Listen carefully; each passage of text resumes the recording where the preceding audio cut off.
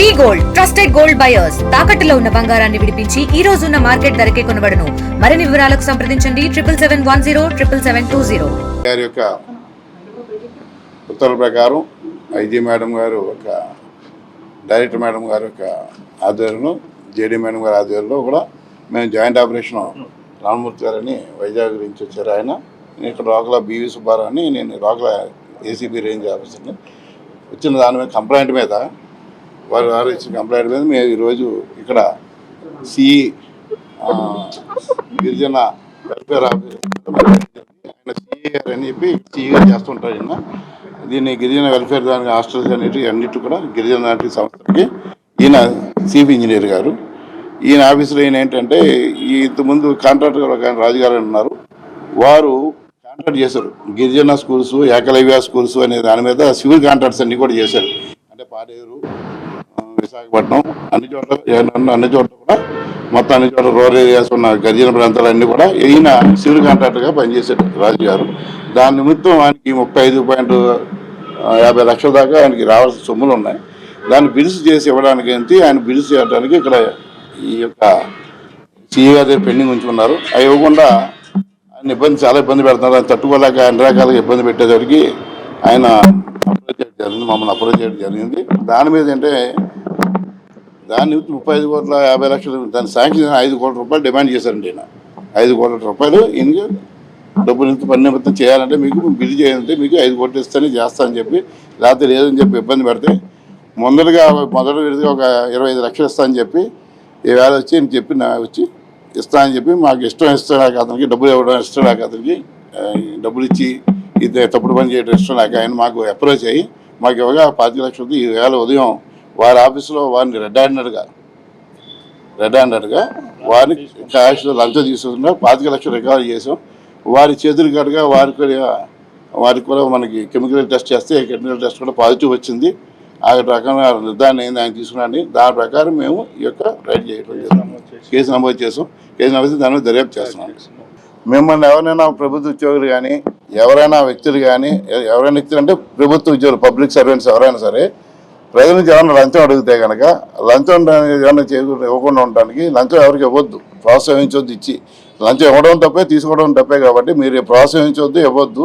మీకు ఏమన్నా ప్రాబ్లం ఉంటే మమ్మల్ని ఏసీబీని అప్రోచ్ అవ్వండి. ఏసీబీ ఆఫీసులు ఉన్నాయి ప్రతి రేంజ్లో కూడా. విజయవాడ ఉంది, అన్ని చోట్ల Vijayawada, Srikakulam main head quarters అన్ని చోట్ల కూడా ఏసీబీ ఆఫీసులు ఉన్నాయి. వారు కనుక అప్రోచ్ అయితే వారు దాన్ని సరి తీసుకుంటారు. అలాగే మా టోల్ ఫ్రీ నెంబర్ ఉంది ఏసీబీ 1064 అన్నది అందరికీ తెలియజేసి మనసులో వచ్చిపెట్టింది.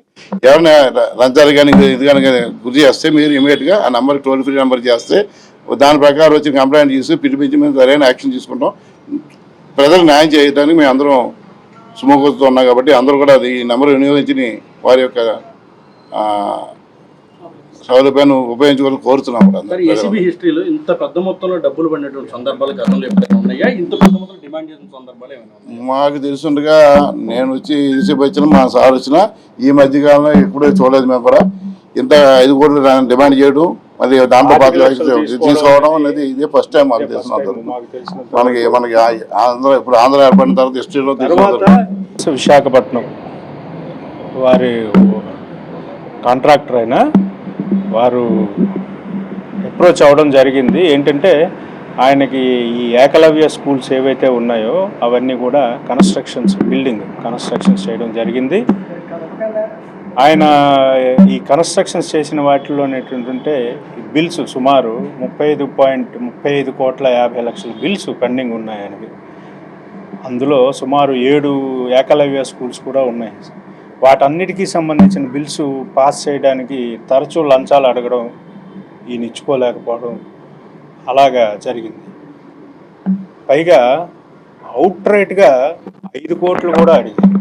5 కోట్ల లంచం అడిగిన మొట్టమొదటి వ్యక్తి ఇతనే అవుతాడేమో ఇండియాలో.